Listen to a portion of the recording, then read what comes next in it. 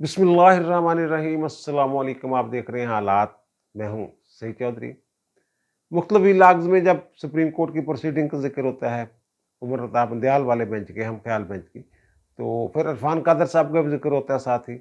वो मुख्तलिफ मुकदमात में मुख्तलिफ लोगों की तरफ से, अदारों की तरफ से पेश होते हैं। और आप में से बहुत सारे दोस्त कमेंट करते हैं कि जनाब ये काम इरफान कादर ही कर सकते हैं। मुझे कुछ लोग व्हाट्सएप पे या फ़ोन पे भी राब्ता करके कहते हैं जनाब ये काम इरफान कादर को देना चाहिए, ये ज़िम्मेदारी इरफान कादर को देनी चाहिए। इरफान कादर ही इस अदालत को कंट्रोल कर सकता है, नथ डाल सकता है, इस तरह की बातें। ये इरफान कादर क्या चीफ जस्टिस पाकिस्तान उमर रता बंदयाल की छेड़ है? ये कब से मामला चल रहा है? बड़े दिलचस्प हकायक है मेरे पास जो मैं आपके सामने रखूँगा। और फिर जो धड़ाबंदियों का मामला है, जैसे सुप्रीम कोर्ट में धड़ाबंदियाँ होगी हुई हैं। एक हम ख्याल ग्रुप है जिसको लीड कर रहे हैं बंदयाल साहब, और दूसरी तरफ वो जजेस हैं जिनको हम इंडिपेंडेंट जज कहते हैं या आइन दोस्त जज कहते हैं, जिसमें काजी फायद ईसा और मंसूर अली शाह, सरदार तारक मसूद, यहया अफरीदी, अमीनुद्दीन खान, मंदोखेल साहब, उनके नाम आते हैं। तो ये धड़ाबंदियों का सिलसिला क्या ये शुरू से ही शौकीन है उमर रता बंदयाल साहब? ये लाहौर में क्या धड़ाबंदियां करते रहे हैं? लाहौर हाई कोर्ट के चीफ जस्टिस के तौर पर क्या गुल खिलाते रहे, ये भी हम आपको बताएंगे। लेकिन इससे पहले एक बड़ी खबर है। इमरान खान साहब का जो प्रोपेगेंडा है और जो ये अमेरिका में लॉबिंग कर रहे हैं पाकिस्तान के खिलाफ, पाकिस्तान की हुकूमत के खिलाफ, खुद को मजलूम ज़ाहिर कर रहे हैं। कभी सेनेटर से रब्ता करते हैं, कभी एक खातून सेनेटर के साथ जिनकी गुफ्तगू थी वो सामने आ गई थी पार्लियामेंटेरियन से, और वहाँ लॉबिंग फर्में जो हैं वो इनके लिए काम कर रही हैं। इनके जो साबिक ससुराली हैं, उनके जो रिश्तेदार हैं वहाँ की हुकूमत में या पार्लियामेंट में, वो इमरान खान साहब के लिए वहाँ की हुकूमत को प्रेशराइज कर रहे हैं कि कोई बयानिया ऐसा बनाया जाए अमेरिकी हुकूमत की तरफ से कि पाकिस्तान में हुकूक इंसानी की बड़ी खिलाफ वर्जियाँ हो रही हैं, सियासी आज़ादियाँ नहीं हैं, इमरान खान के साथ ये हो रहा है, इमरान खान के साथ वो हो रहा है। इस हद तक प्रेशर डाल दिया है इमरान खान साहब ने, मीडिया का इस्तेमाल कर रहे हैं, साथ सोशल मीडिया का इस्तेमाल कर रहे हैं। इस हद तक इन्होंने उस हुकूमत को ज़िच कर दिया है, अमेरिकी हुकूमत को, कि अमेरिकी हुकूमत ने वैसे तो जो सफारत खाने होते हैं उनका काम ही ये होता है कि जिस मुल्क में वो बैठे होते हैं उस मुल्क की सियासी सूरत हाल, इक़्तिसादी सूरत हाल, दीगर अमूर, अदालतों के रवैये, इंसाफ, ह्यूमन राइट्स, सारी चीज़ों की वो रिपोर्ट्स वगैरह मरतब करके वक्तन फ़वक्तन अपनी हुकूमत को भिजवाते रहते हैं। लेकिन मेरी इत्तला है, आप सोर्स मुझे ये बता रहे हैं कि अमेरिकी हुकूमत ने शायद वो तैयारी कर रही हो कि इमरान खान के हक़ में कोई बयान देने के लिए, वो प्रेशर ही बहुत ज़्यादा है, और उस प्रेशर का जवाब देने के लिए उनको कुछ मवाद चाहिए पाकिस्तान से, इमरान खान की करतूतों का, इमरान खान की हरकतों का, इमरान खान का जो पाकिस्तानी रियासत के खिलाफ रवैया है, इनके हवाले से, या इमरान खान के खिलाफ जो रियासत कर रही है इंतकामी कार्रवाइयाँ जिसको ये कह रहे हैं इमरान खान साहब, उस हवाले से उन्होंने अपने सफारत खाने से एक मुफस्सल रिपोर्ट मंगवाई है जो मीडिया रिपोर्ट्स पर मुश्तमिल ना हो। जो मीडिया में आ रहा है उसकी बुनियाद पे वो रिपोर्ट ना हो मेरी इत्तला के मुताबिक, क्योंकि इन्होंने जिन लोगों से, बहुत सारे लोगों से राब्ते किए हैं अमेरिकी सफ़ीर ने इस हवाले से, और वो एक ऐसी रिपोर्ट मुरतब कर रहे हैं, तफसीली रिपोर्ट, जो वो अपनी हुकूमत को भिजवाएंगे कि इमरान खान की सियासत, इमरान खान का सियासी किरदार मुस्तक़बिल में, इमरान खान के ख़िलाफ़ हुकूमत क्या कर रही है और इमरान खान हुकूमत के ख़िलाफ़ क्या कर रहे हैं, लोगों को उकसाने में, रियासत के ख़िलाफ़ कार्रवाइयों में। ये सारी जो रिपोर्ट है, इस तरह की एक रिपोर्ट जो है ये मुरतब करके वहाँ हुकूमत को भिजवाई जाएगी, जिसके बाद मे भी 10-15 दिन तक, 20 दिन तक ये वहाँ से कोई बाकायदा रद्द अमल ज़ाहिर किया जाए। इस सारी एक्सरसाइज के पीछे इमरान खान की ताकतवर प्रोपेगेंडा मशीनरी जो है वो काम कर रही है। ये वो रूटीन वाली, मामूल में जो रिपोर्टें भिजवाई जाती हैं वो वाली रिपोर्ट नहीं है। वहाँ से बताया गया है कि इन नुकात पे हमें रिपोर्ट चाहिए। वो नुकात जो मेरे इल्म में आए हैं وہ میں نے آپ کے سامنے رکھ دیے ہیں کہ دونوں طرف سے ایک دوسرے کے خلاف کیا ہو رہا ہے۔ اور یہ جو وزیر اعظم کا بیان ہے آج صبح سے ٹی وی چینلز پر چل رہا ہے، انہوں نے ایک ٹویٹ کیا تھا، اور ٹویٹ پڑھ کے ایک دفعہ تو میں گھبرا ہی گیا، بلکہ سارے دوست ہی سارے لوگ ہی گھبرا گئے کہ اس کا پس منظر کیا ہے، کیوں یہ بیان دیا ہے۔ جو انہوں نے کہا کہ آرمی چیف پر قاتلانہ حملے کی دھمکیوں کا منصوبہ بے نقاب، تو یہ کیوں انہیں یہ ٹویٹ کرنے کی ضرورت پیش آ گئی۔ پھر انہوں نے یہ بھی کہا کہ عمران خان کی آرمی چیف کے خلاف جو غلیظ مہم ہے وہ جاری ہے، اور وہ جاری رکھے ہوئے، سب کو پتہ ہے وہ ان کے، اور پھر پراکسیوں کے ذریعے سوچ عمران خان کی ہوتی ہے، بیانیہ عمران خان کا ہوتا ہے، بیان کوئی اور کر رہا ہوتا ہے۔ تو وہ پھر بعد میں پتہ چلا جناب اس کی وجہ کیا تھی اس بیان کی۔ وہ امریکہ میں بیٹھے ہوئے ہیں دو صحافی، ڈول نیشنل، یہ جو باہر بیٹھے ہوئے ہیں نا صحافی، اور ظاہر ہے اگر امریکہ کی کوئی شہریت لیتا ہے بندہ، پہلی بات تو یہ ہے کہ امریکہ کی شہریت لیتے وقت جس ملک کا وہ شہری ہو، کوئی پاکستانی اگر امریکہ کی شہریت لیتا ہے لازمی طور پہ اسے پاکستان کی شہریت چھوڑنا پڑتی ہے۔ ویسے مشرف نے اپنے ایک دوست کو نوازنے کے لیے یہ کر دیا تھا کہ جناب جو امریکہ کی شہریت لیتا ہے وہ پاکستان کی شہریت برقرار رہے گی، لیکن امریکہ میں یہ قانون ہے کہ وہاں اگر آپ نے شہریت لینی ہے تو ایک تو امریکہ یہ وفاداری کا آپ کو حلف اٹھانا پڑتا ہے، حلف نامہ دینا پڑتا ہے، اور دوسرا پہلا ملک جس کا وہ پہلے شہری تھا اس کی شہریت چھوڑنا پڑتی ہے۔ اب یہ جو دو صحافی ہیں وہاں جو بیٹھے ہوئے ہیں، وہ ظاہر ہے یہ جو صحافی ہیں ان کو پاکستانی حکومت کا خوف تھوڑا سا کم ہو جاتا ہے، وہ اپنے ملک میں بیٹھے ہوئے ہیں، ایک شہین صاحب صاحب اور دوسرے موحد پیرزادہ صاحب۔ موحد پیرزادہ صاحب انٹرویو لے رہے ہیں شہین صاحب صاحب کا۔ دونوں کے بارے میں آپ لوگوں کو پتہ ہے، آپ کو پتہ ہے میں صحافیوں کے خلاف زیادہ بات نہیں کرتا۔ شہین صاحب کے بارے میں ایک دفعہ میں نے ایک ویلاگ کیا تھا، وہ بھی انہوں نے کوئی آئین کی غلط تشریح کر رہے تھے، تو میں نے بتایا تھا کہ بابا جی آپ کے پاس آئین کی پرانی کتاب ہے، وہ اس میں ترمیم ہو چکی ہے آئین میں۔ تو شہین صاحب صاحب جب پاکستان میں تھے تو یہ جو سازشی تھیوریوں کے بادشاہ نہیں ہوتے، یہ وہ صحافی تھے، سازشی تھیوریوں کے بادشاہ صحافی۔ اور موحد پیرزادہ کا کردار جو ہے وہ آپ کے سامنے ہے، جب ان کے والد صاحب دبئی میں فوت ہو جاتے تو لاش کے انگوٹھے لگوانے پہنچ گئے تھے اپنی بہن کے ساتھ، اور وہاں پکڑے بھی گئے تھے۔ یہ وہ لوگ ہیں، اور یہ اندھے مقلد ہیں عمران خان کے، عمران خان کی محبت میں گرفتار، پتہ نہیں عمران خان کی محبت میں گرفتار ہیں یا پاکستان کی نفرت میں گرفتار ہیں۔ شہین صاحب کے بارے میں تو کچھ بھی کہا جا سکتا ہے۔ تو وہ وہاں انٹرویو لیا انہوں نے، تو وہاں وہ باتیں شاتیں کی، انہیں جناب جبر کا کیا حل ہے، کیا علاج ہے شہین صاحب کا، اس سے پوچھتے ہیں موحد پیرزادہ، اور پہلے یہ کہتے ہیں جناب ہم دونوں دہشت گرد ہیں۔ تو بھائی دونوں دہشت گرد ہیں تو پھر ایک ہی نقطہ نظر کے لوگ کیسے انٹرویو ایک دوسرے کا کر سکتے ہیں؟ یہ بھی ویسے عجیب سی بات ہے، صحافت کے ویسے خلاف ہے۔ تو وہ بہرحال انہوں نے وہ ان کا انٹرویو کیا، تو انہوں نے کہا کہ جناب اس جبر ان کا جناب یہ ایک حادثہ ہی ہونا ہوتا ہے۔ تو پھر انہوں نے کہا کہ میں ایک مثال دیتا ہوں، 1970 میں وہ کہتے ہیں جناب فیلڈ مارشل ایوب خان جو صدر تھے، وہ ایک پشاور میں جلسہ سے خطاب کر رہے تھے، تو وہاں کسی لڑکے نے گولی چلا دی ان کے اوپر، اور وہ میز کے پیچھے چھپ کے انہوں نے جان چھڑائی، اور جان چھڑانے کے بعد پھر ان کی تصویریں چھپ گئی پاکستان ٹائمز میں، اور پھر ان کا جو روب دبدبہ تھا اور وہ ختم ہو گیا جناب، ان کا جو خوف تھا فیلڈ مارشل کا وہ ختم ہو گیا، اور پھر ان کی حکومت چلے گئی، اور یہ وغیرہ وغیرہ اس طرح کی باتیں شاید انہوں نے کی ہیں۔ اور یہ جو اگر ٹویٹ ہے وزیر اعظم کا، اس کو اس کے ساتھ ملا کے دیکھا جائے تو پھر پتہ چلتا ہے یہ دھمکی دے رہے ہیں۔ جبر کس کو کہہ رہے ہیں؟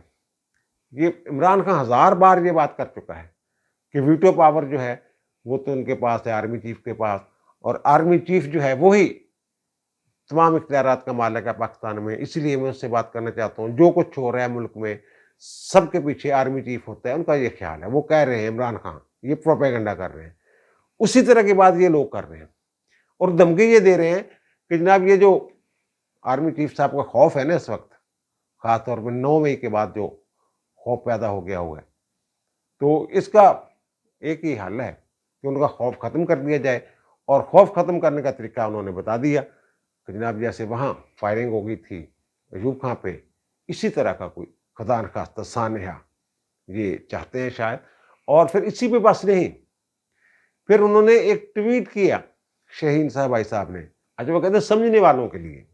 وہ کہتے ہیں جناب وہ معید پیرزادہ کے ساتھ میرا انٹرویو ہوا تو ایک بات ذرا گہری تھی اور انہوں نے پوچھا کہ جبر کا دور کب تک چلتا ہے, تو میں نے کہا ایک چھوٹا سا حادثہ تاریخ کا رخ موڑ دیتا ہے. پھر وہ کہتے ہیں کہ وہ میں نے مثال دی وہاں کہ 1968 میں انٹرویو میں وہ 70 کہتے ہیں, یہاں 2 سال پیچھے چلے جاتے ہیں کہ 68 میں وہ کہتے ہیں پشاور کے ایک جلسے میں میں بھی موجود تھا اور وہاں 20 فٹ سے ایک لڑکے ہاشم نے ایوب خان پہ گولی چلا دی اور پھر وہ ٹیبل کے پیچھے چھپ گئے. گولی لگی تو نہیں مگر اس دن ان کے جبر کا محل جو ہے وہ دھڑام سے گر گیا. یہ وہ بتا رہے ہیں. اس کے جواب میں انہوں نے وزیر اعظم نے ٹویٹ کیا ہے. یہ اس طرح کے پروپیگنڈا کر رہے ہیں. 9 مئی کو بھی انہوں نے پوری کوشش کی تھی. آپ اس دن ان کے ٹویٹ دیکھ لیں ان لوگوں کے, اور ایک لندن میں صاحب بیٹھے ہوئے بھگوڑے سابق ہیں کوئی آرمی کے میجر مجر, تو وہ تو آرمی چیف کو غیر قانونی آرمی چیف, اس طرح کے نام نہاد آرمی چیف, اس طرح کے الفاظ استعمال کرتے ہیں ان کے لیے. اور اس وقت جو ان کے گروپ تھے ان میں جو بات چل رہی تھی وہ ایسے لگ رہا تھا 9 مئی کو کہ شاید آرمی چیف نہیں رہے. آرمی چیف ویسے بھی ملک سے باہر تھے, تو ملک سے اس طرح کی باتیں بھی ہو رہی تھی جناب ملک میں آنے سے روک دیا گیا, جونیئر افسروں نے بات ماننے سے انکار, اس طرح کی بڑی عجیب و غریب باتیں چل رہی تھیں. اور میں نے اپنی انفارمیشن کی بنیاد پہ آپ لوگوں کو بتا دیا تھا کہ یہ کو تھا, ان کی طرف سے کو تھا. یہی وجہ ہے نا کہ کتنے لوگ انہوں نے برطرف کیے, کتنے لوگوں کے خلاف تدریبی کارروائی کی, جرنیلوں تک 9 مئی کے واقعات میں جو لوگ ملوث تھے ان سب کے خلاف. یہ ساری ان کی ایک کوشش تھی. اور یہ ان کا پروپیگنڈا اتنا مضبوط ہے کہ امریکہ جیسے ملک کو, اس کی حکومت کو انہوں نے مجبور کر دیا ہے کہ وہ ایک انڈیپینڈنٹ رپورٹ چاہتے ہیں کہ میڈیا سے ہٹ کے ہمیں ایک رپورٹ چاہیے, سفارتی ذرائع سے ایک رپورٹ مرتب کی جائے اور ہمیں بتایا جائے کہ کیا ہو رہا ہے, حقائق ہمارے سامنے رکھے جائیں. اس کے بعد وہ وہاں جو ان پہ پریشر ڈالنے والی لابنگ فرمیں ہیں یا سینیٹرز ہیں یا پارلیمنٹیرین ہیں یا ان کے سابق سسرالیوں کی لابی ہے, وہ سارے ان کو جواب دینا چاہتے ہیں اور یا پھر ذہن بنانا چاہتے ہیں ایسا کہ پاکستان ان باتوں کی بنیاد پہ پاکستان پہ کوئی پریشر ڈالا جائے, کوئی دباؤ ڈالا جائے. اور ویسے بھی اب جب کہ پاکستان دوبارہ سی پیک بحال کر کے اور امریکہ چین کے ساتھ معاملات آگے بڑھا رہا ہے, رشیا کے ساتھ, ایران کے ساتھ پائپ لائن والی بات دوبارہ ریوائول کی باتیں ہو رہی ہیں, سارا کچھ ہو رہا ہے, تو امریکہ کو تکلیف تو بڑی ہے. تو میں بھی عمران خان کامیاب ہو جائے اس بات میں کہ جناب امریکہ, یہ وہی امریکہ ہے نا ایبسولوٹ نے ناٹ والا اور سائفر والا, وہ سارا معاملہ وہی امریکہ ہے نا. اور وہ اب عمران خان کی حمایت میں وہ کچھ کہنے کے لیے تیار ہو رہا ہے. مجھے نہیں پتا ایگزیکٹ صورتحال کیا ہے کہ وہ جو رپورٹ ہے اس کی بنیاد پہ کیا فیصلہ ہونا ہے وہاں پہ. رپورٹ بہرحال انہوں نے غیر جانبداری کے ساتھ اور انڈیپینڈنٹلی وہ رپورٹ ہو, میڈیا رپورٹ پر مبنی نہ ہو, یہ میری اطلاع ہے. اچھا اب آتے ہیں جناب عرفان قادر صاحب اور عمر عطا دیال صاحب والا معاملہ.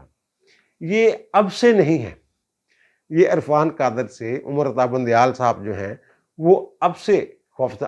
آپ نے دیکھا ہوگا کہ سپریم کورٹ میں جب جس کیس میں وہ پیش ہوتے ہیں عرفان قادر صاحب, تو ان کے ہاتھ پاؤں پھول جاتے ہیں, ان کی بات ہی نہیں سنتے. وہ اچھا جی الیکشن کمیشن کی طرف سے اب آپ آ گئے ہیں, اچھا پہلے والے وکیل کو ہم سنیں گے, وہ بات کر رہے ہوتے تو اٹھ کے چلے جاتے ہیں. اچھا آپ اپنے دلائل جو ہے نا تحریری شکل میں ہمیں دے دیں, زبانی دلائل سننے کے لیے تیار نہیں ہوتے. ظاہر ہے پھر جب سوال ہوتا ہے تو پھر جواب جو وہ تو لگی لپٹی رکھتی نہیں عرفان قادر صاحب. اسی لیے بہت سارے لوگ جو ہیں جو ہم خیال بینچ کے خلاف ہیں, جو ہم خیال ججوں کے خلاف ہیں, یا وہ سمجھتے ہیں کہ ہم خیال ججز انصاف نہیں کر رہے, وہ سارے یہ رولا ڈال رہے تھے عرفان قادر کو بلائیں جی, عرفان قادر کو بلائیں, عرفان قادر کو بلائیں. اچھا نا عرفان قادر کے ساتھ بندیال صاحب کا جو رشتہ ہے نا, یہ والا رشتہ جیسے اب سپریم کورٹ میں ان کے ساتھ کر رہے ہیں, بڑا پرانا ہے. اس وقت یہ لاہور ہائی کورٹ کے چیف جسٹس تھے عمر عطا بندیال صاحب. پہلے میں دھڑا بندی کی بات کر لوں. یہ بندیال صاحب جو ہے یہ دھڑا بندیوں کے شوقین ہیں اور دل میں رکھتے ہیں بات مبینہ طور پہ, جو مجھے بتایا گیا ہے. اور माफ़ करने के लिए तैयार नहीं होते। जिसके खिलाफ इनके दिल में बैठ जाए बात, उसके लिए फिर इनके कागजों में माफ़ी नहीं है। जब ये चीफ जस्टिस थे ना लाहौर हाई कोर्ट के, उस वक्त नासिर सईद शेख सीनियर मोस्ट जज थे इनके बाद लाहौर हाई कोर्ट के। सीनियर पोनी जज कहते हैं हम उनको, ये अपनी ज़बान में भी उसको सीनियर पोनी जज कहते हैं, सीनियर मोस्ट। जैसे सुप्रीम कोर्ट में काजी फायज़ ईसा साहब इस वक्त इस ओहदे पे फायद हैं, तो ये उसको कुछ इख्तियारात तफवीज़ किए जाते हैं। एक एडमिनिस्ट्रेशन कमेटी होती है 7 जजों की, जो सीनियर तरीन 7 जज होते हैं, वो उस कमेटी में शामिल होते हैं। और चीफ जस्टिस साहब जब आते हैं तो वो जो सीनियर मोस्ट 7 जजेस होते हैं, उनको कुछ इख्तियारात तफवीज़ करते हैं और कुछ फ़राइज़ का तयन करते हैं। एडमिनिस्ट्रेशन कमेटी का उसको कहते हैं AOB, allocation of business. Administration committee के किस जज ने क्या क्या काम करना है वो उसमें दिया जाता है। नोटिफिकेशन बाकायदा एक जारी होता है, वो 8 बंदों के इख्तियारात का तयन किया जाता है, 7 सीनियर मोस्ट जज चीफ जस्टिस समेत, और एक रजिस्ट्रार जो होता है लाहौर हाई कोर्ट का, उसके इख्तियारात कि इन्होंने क्या क्या काम करने हैं, क्या क्या फ़राइज़ अंजाम देने और क्या क्या इख्तियारात इस्तेमाल करने हैं। पूरे दौर में इन्होंने नासिर सईद शेख साहब का नोटिफिकेशन जारी नहीं किया था। जो AOB थी, एलोकेशन ऑफ बिजनेस का नोटिफिकेशन ही जारी नहीं हुआ था। इंतज़ार किया था इन्होंने कि नासिर सईद शेख साहब जब रिटायर होंगे, उसके बाद मेरे ख्याल नजमुल हसन शेख साहब सीनियर मोस्ट जज थे, तो तब उन्होंने वो जो AOB है वो जारी किया था। जैसे आप ये इसलिए बाहर नहीं जा रहे, हालांकि ये बड़े बाहर जो सेमिनार वगैरह होते हैं, जो कॉन्फ्रेंसें होती हैं, जो ज्यूरिस्ट की और जजों की मीटिंग्स होती हैं, उनमें जाने के बड़े शौकीन रहे हैं ये उमरता बंदियाल साहब। लेकिन जब से चीफ जस्टिस बने हैं कभी बाहर नहीं गए, एक दिन के लिए भी, ताकि इस दौरान कहीं जस्टिस काजी फायज़ ईसा जो हैं वो कायम चीफ जस्टिस ना बन जाए, क्योंकि आइन में लिखा हुआ वो नहीं होंगे तो वो चीफ जस्टिस होंगे। ये बाहर ही नहीं जाते। ये शुरू से नासिर सईद शेख साहब के साथ मसला क्या था? मसला सिर्फ इतना था कि इनके इर्द गिर्द वो लोग थे जो वो कहते थे जनाब वाह जी वाह, आप जैसा दानिशमंद, आप जैसा दानिश्वर, आप जैसा आइन और कानून को समझने वाला जज ही कोई नहीं है। और नासिर सईद शेख साहब जो है, उनका कुछ जो रवैया था वो कुछ और तरह का था। वो अपनी नौयत के जज थे और ये अपने सांचे में डालना चाहते थे उनको। तो फिर उनके वो कहना पैर नहीं लगन देते इंतजामी तौर पे, वैसे तो कुछ किया नहीं जा सकता था उनको, तो बस यही किया इन्होंने कि जनाब उनको AOB जारी नहीं किया, उनको इख्तियार ही नहीं दिए सीनियर मोस्ट जज के जो होने चाहिए। जो एक रवायत है, जो एक रूल के तहत ज़रूरी है, वो AOB जारी करना इन्होंने नहीं किया था। अच्छा, फिर इरफान कादर साहब वाला जो मामला है, ये उस वक्त केस चल रहा था। पहले एजाज चौधरी साहब चीफ जस्टिस थे, उनकी सरबराही में 5 रुकनी बेंच ने ये फैसला जारी किया था पाकिस्तान लायर्स फोरम की दरख्वास्त पे, एक डोगर वकील होते थे कि जरदारी साहब सदर थे।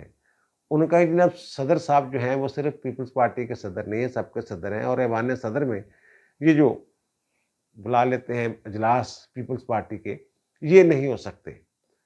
इस तरह का उन्होंने कोई हुक्म जारी किया था कि जिसको आम उर्फ़ आम में ये कहें कि जनाब सियासी सरगर्मियों से रोक दिया। सियासी सरगर्मियों से तो नहीं रोका जा सकता, इस बात से रोका था कि जनाब सिर्फ पीपल्स पार्टी के अजलास वगैरह वहाँ ना हो।